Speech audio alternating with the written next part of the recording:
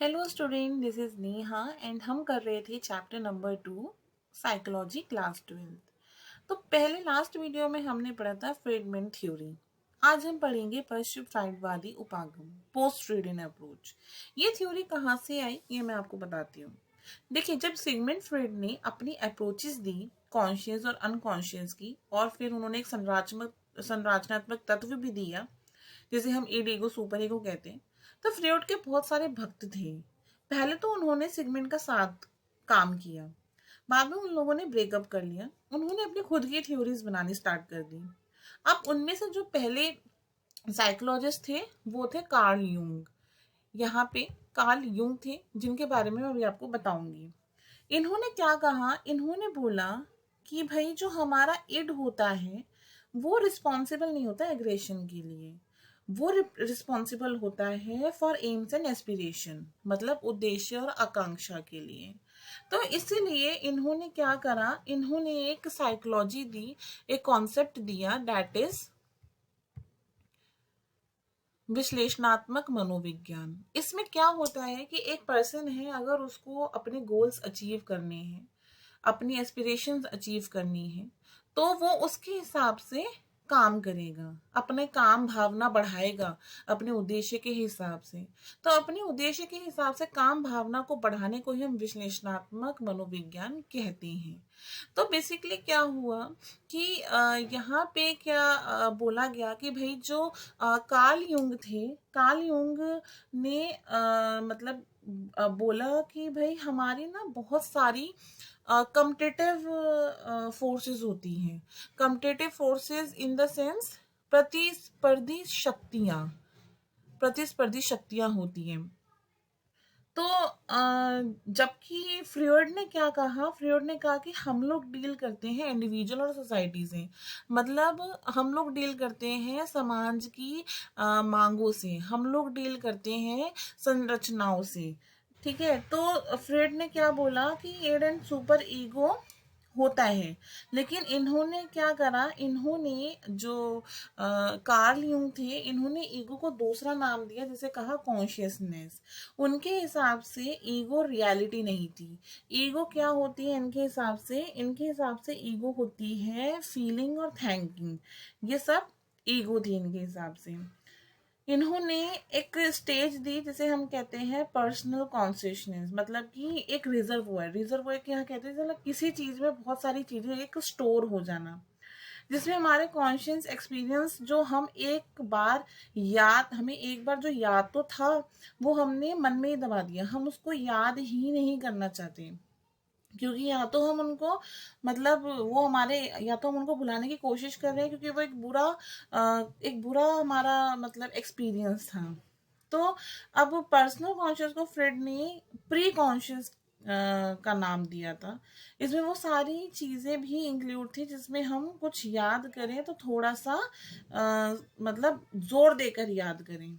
फिर उसके बाद इन्होंने एक थ्योरी दी जिसे हम कहते हैं सामूहिक अचेतन, मतलब कलेक्टिव अनकॉन्शियस। अब ये क्या था कलेक्टिव अनकॉन्शियस, कि इन्होंने बोला, इनका मानना था कि हमारे में ऑलरेडी बहुत सारी चीजें स्टोर होती है, जो कि इस वाले, मतलब जो, अब जैसे कि अभी आप लोग हैं तो आपके फादर हैं, तो या तो वो आपके फादर से आती है या फिर वो आपके फादर के फादर से आती है, मतलब आपके एंस्टर से आती है।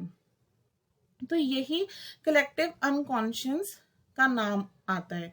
जैसे फॉर एग्जाम्पल कि एक बच्चा है, वो स्नेक को देख के डर गया, तो अब उसको तो किसी ने सिखाया नहीं ना कि भाई कि आप स्नेक आ जाएगा तो अब डर जाना, उसको तो किसी ने सिखाया नहीं, वो तो नेचुरली ही एक स्नेक से डर गया।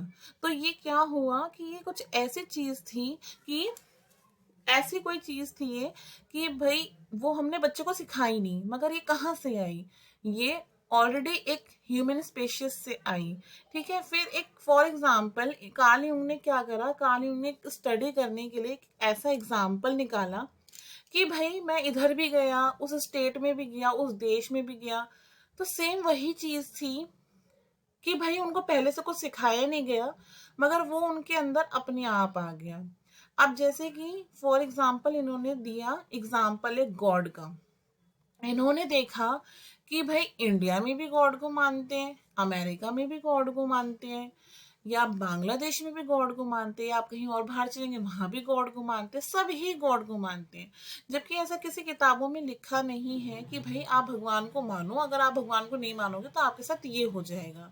लेकिन फिर भी जो पर्सन होते हैं, जो बच्चे होते हैं, जो टॉडलर्स होते हैं, उनको स्टार्टिंग से ही पता चलने लगता है कि भाई भगवान को मानना है और हमें भगवान की पूजा करनी है, या स्नेक से हमें डरना है। बहुत ही कम ऐसे केस होंगे कि भाई बच्चा जो है वो स्नेक से ना डरे, नहीं तो अदरवाइज ये होता है, स्नेक से डरता है बच्चा। तो इसलिए ये कार्ल यूंग की थ्योरी मैंने आपको समझाई। उसके बाद जो हमारी थ्योरी आती है वो आती है कैरन हॉर्नी की थ्योरी। भाई कैरन हॉर्नी की थ्योरी बहुत ही अच्छी थ्योरी है, मतलब बहुत ही अच्छा कॉन्सेप्ट है, ये आपको बहुत अच्छे से समझ में आएगा। अब कैरन हॉर्नी ने क्यों विवाद किया फ्रूइड की थ्योरी का? भाई फ्रूइड का मानना ये था कि भाई जो लड़कियां होती हैं, जो महिलाएं होती हैं, वो हीन होती हैं।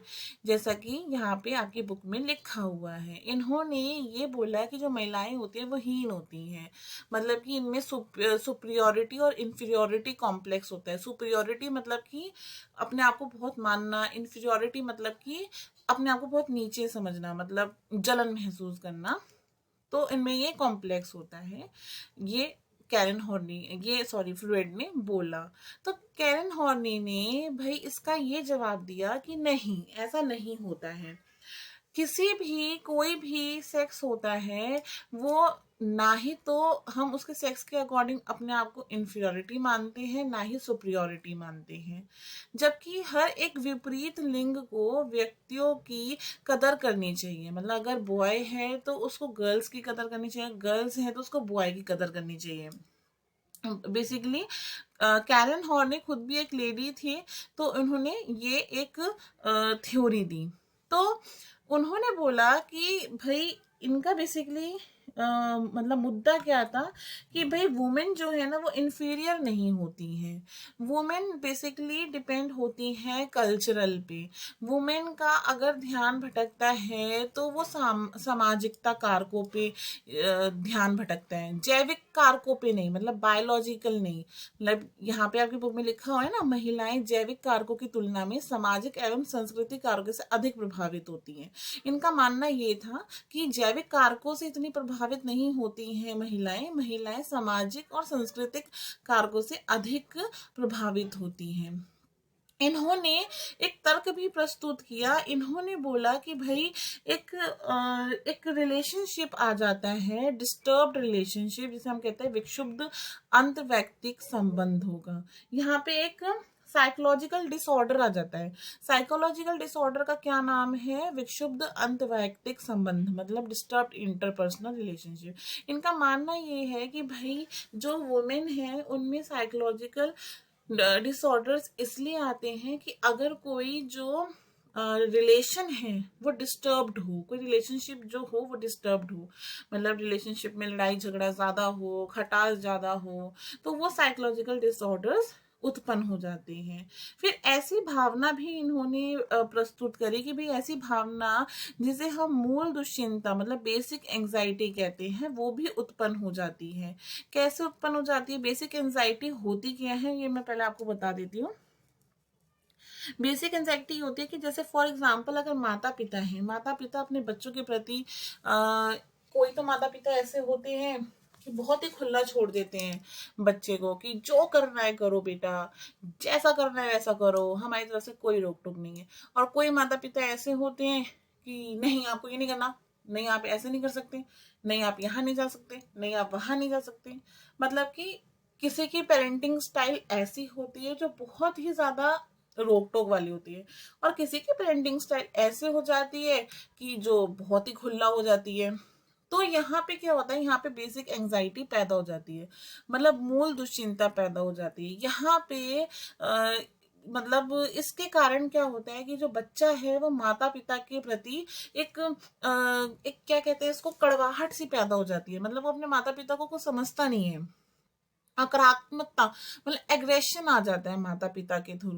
तो यही थ्योरी इन्होंने प्रस्तुत करी है, इनकी थ्योरी में यही आया था। तो अब हम इसके आगे डिस्कस करेंगे नेक्स्ट वीडियो में आपकी थ्योरी, अल्फ्रेड एडलर की थ्योरी, एंड उसके बाद हम करेंगे एरिक फ्रॉम की थ्योरी। आई होप आपको ये थ्योरी बहुत अच्छे से समझ में आई होगी, एंड समझने के लिए वीडियो को कम से कम 2-3 बार देखेंगे तो आपको और अच्छे से समझ में आएगा। Thank you so much.